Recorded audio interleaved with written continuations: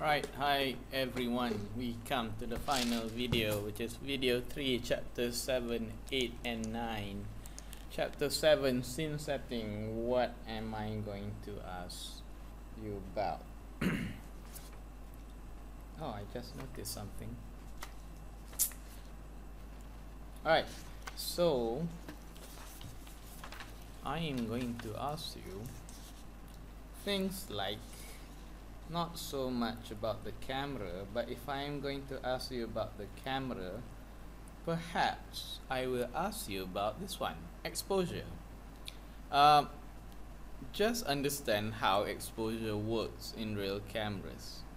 What controls the exposure of a camera, which is your three things: aperture, shutter speed, as well as ISO.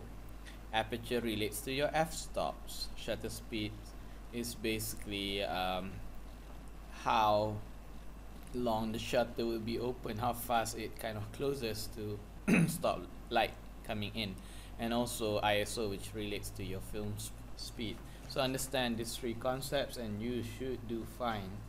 And then I'm not gonna talk about all this because this is all too technical, and it's not to say too technical and I don't want to ask, but yeah, enough of this, because we don't really manipulate the 3D camera except for a few things like exposure in the labs. So, and therefore you can skip all that and look at this one, composition and staging. I am going to ask you a lot about this. What it means when I say composition, like, and how is it different, how composition is different from staging, and what are the ways you can use to improve your composition. And it's not just about use this, use that, but I want you to really understand what they are. Like, if I talk about rule of thirds, how is rule of thirds used? So you break up the image into three parts.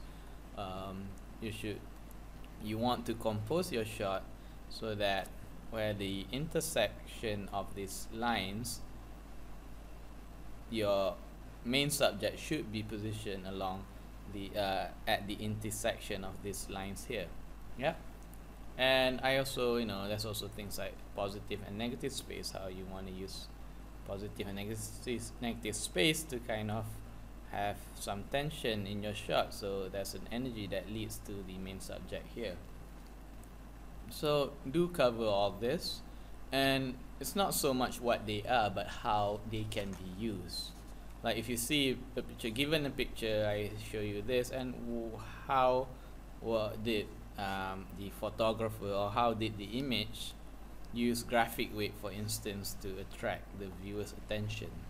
Like, what is it in terms of graphic weight that was employed, whether it was because of the object was moving, whereas all the other stuff are sitting still, for instance. Yeah. So I'm gonna ask you, how lines are used, for instance, to direct the attention of the eyes.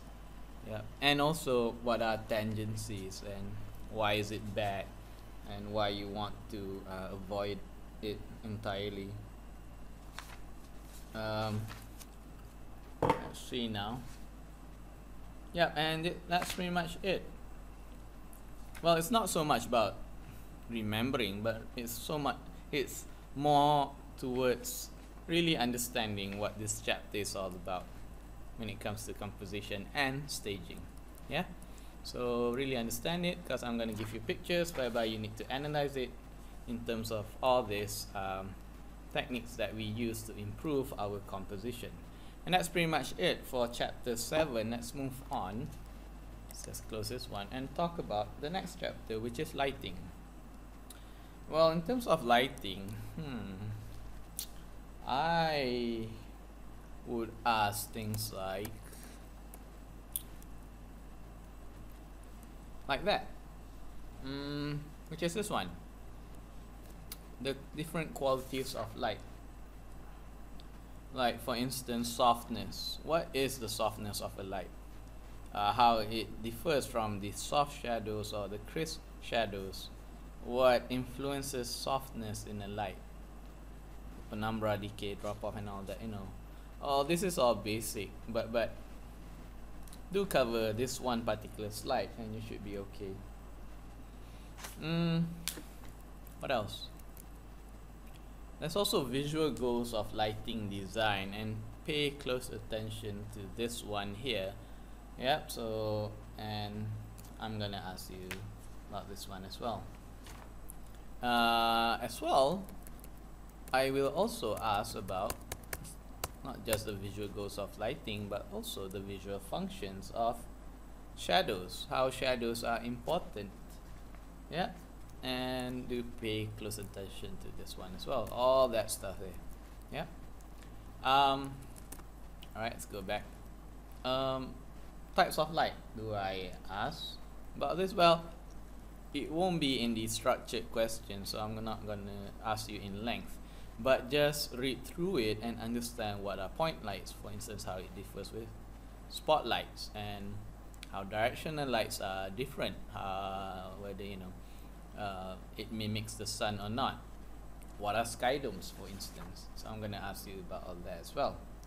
And sky domes, with it, there's this thing called image-based lighting. We've been doing that in the lab, so understand what is IBL, image-based lighting. And what else?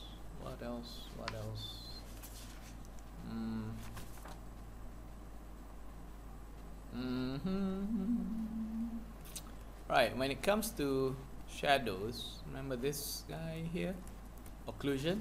The other term that relates with shadows is occlusion, and you see I kind of introduce all these pictures with ambient occlusion. And what is ambient occlusion? Well, you can see that it is ambient occlusion, but what it is what you need to understand. Yeah, ambient occlusion is something that's going to come up in the exam as well.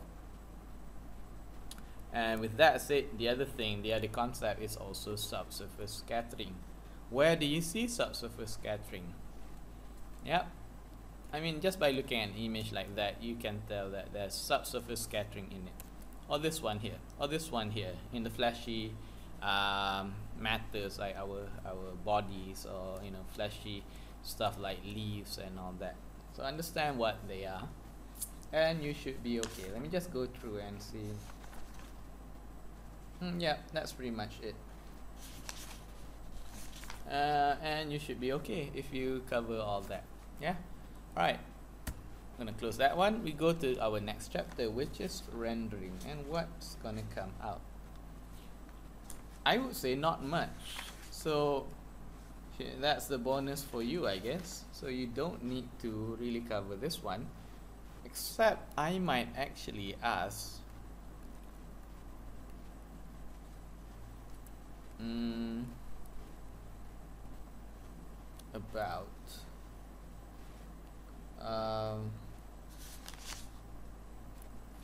about this one here, sorry.